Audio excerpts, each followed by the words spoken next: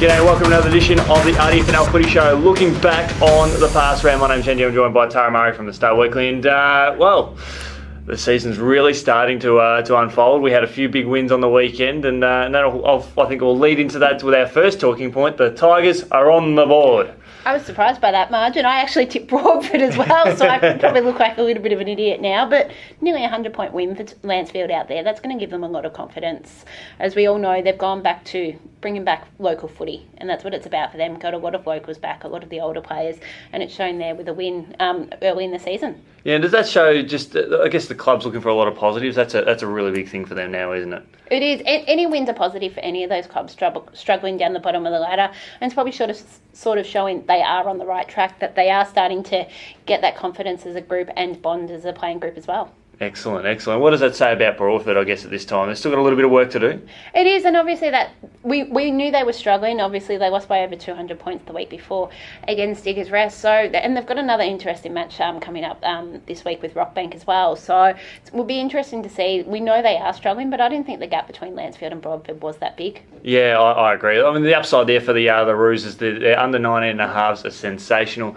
They will play deep in the finals. They've got a quality list there, a lot of great young guns there, and if they can maintain their focus and work hard as a team, their future is very, very bright at that club. It is, and we know with them it is about the future. They've taken a step back to refocus and get this club up and going again, and it is the future, which is where they're looking at.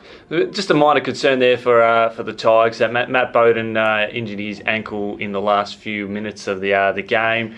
Fingers crossed, it's only just a minor roll, and he'll be right to go this week. So yeah, I saw him hobbling around during the week, and fingers crossed he'll be back to his best, because he's an outstanding contributor to the Tigers lineup. He is not only vital; he's vital for both the Tigers cricket and football teams around there. Well known in the area and sort of shown. So hopefully he'll be on the park this week coming up. Absolutely. The game that I had the pleasure of getting out to, Diggers Rest and Riddle, and the Bombers, they were right in it until 3/4 time, and then Diggers Rest utilised the breeze in the final term and played a really good had a really good last quarter and enjoyed a good win. It was sort of what we've seen between these two sides in recent years. It's been hard fought for the first 2-3 quarters, and then Diggers Rest has been able to get over the top. So I expected a pretty close match.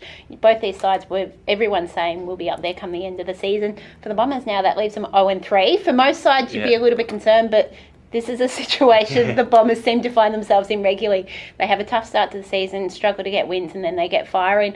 For me, possibly Diggers Rest's extra depth is the difference there. They have recruited well in the off-season, and with that depth, they've got a lot of skilled players all across the ground. They certainly do, and the Bombers, as you said, they're 0-3, but they could very easily be 3-0, such as the quality in their team. And we knew heading into the season, they knew also that they had one of the toughest draws of any team in the competition. So once they get over the first month, I think things will start to even out for them, and they'll start to use some of those younger players coming through. I mean, there was a lot of positives for them to take away from that game. I think the one thing they probably need to settle out is probably more their forward line structure, how they work with Dylan Tarkson and James Nolan, and probably need to find a bit more of that balance. And Pete Robertson, he played on the weekend, and he played sort of deep in the forward line. So once they sort of work out some of those structures, I think they'll be okay. And we look at the Bombers at 0-3, but it could quite easily be quite different. It was only a kick in round one, the difference between them and Macedon. They were in front at 3/4 time against Wallen, and before Wallen kicked 10 goals in that final quarter, and then they were in the game at 3/4 time against Diggers Rest. So they're three sides that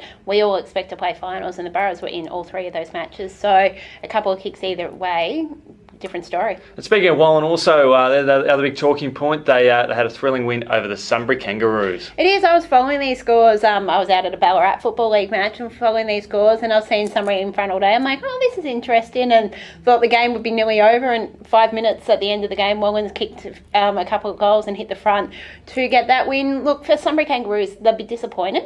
But they'd also be looking, okay, we can match it with these top sides. They're in the game to half-time against Rupo. This win, obviously, they controlled the game for most of it. They would have wanted to get the win after where they were at that point.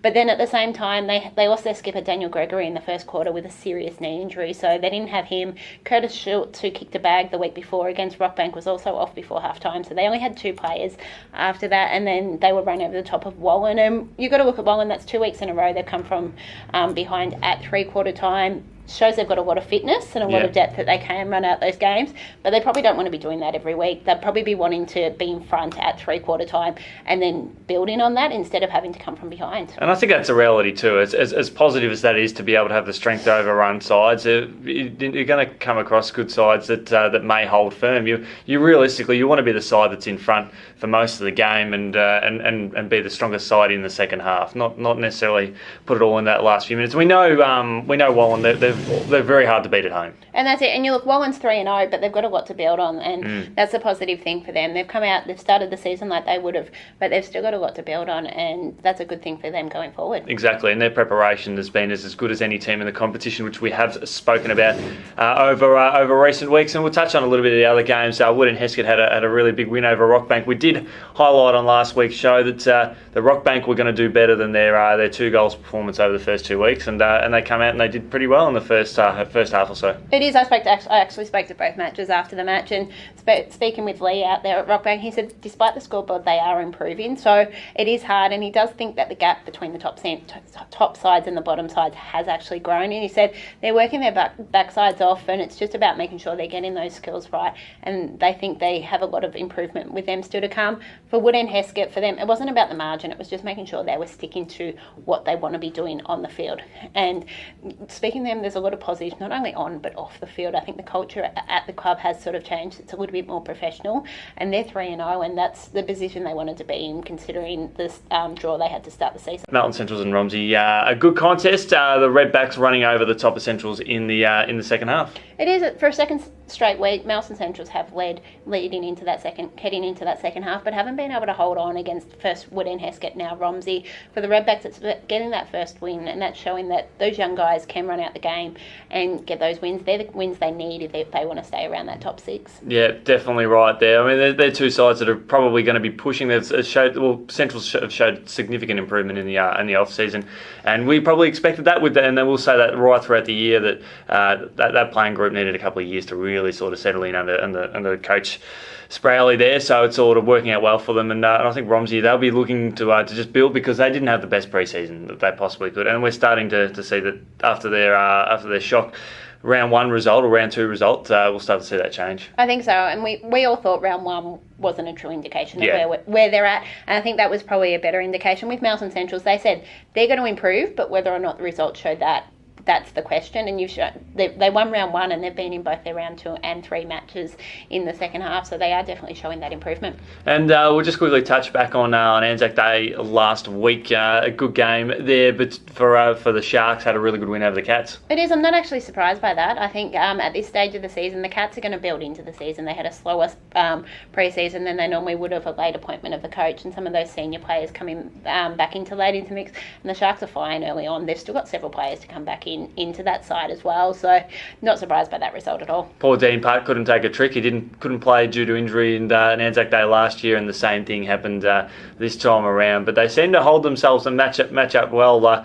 The general sort of feel when you put the 2 lists together is that in the comparison of the 2 games, Rupert's Wood did match up better for height against the Cats. It is, and you mentioned obviously Dean Park not playing. They've got John Barnard in over the off-season, and he looks like he's been a really good recruit. They've been able to put him in the midfield, and he gives a bit more of a bigger body than what they were used to last year when Park was missing. So that's a massive key for them going forward. Certainly a lot of positives for the Sharks heading forward, and a lot of things for the Cats to turn around. Tara, thanks so much for joining us to look back on round 3 in the RDFNL. We look forward to catching up with you later on in the week. Thanks for having me.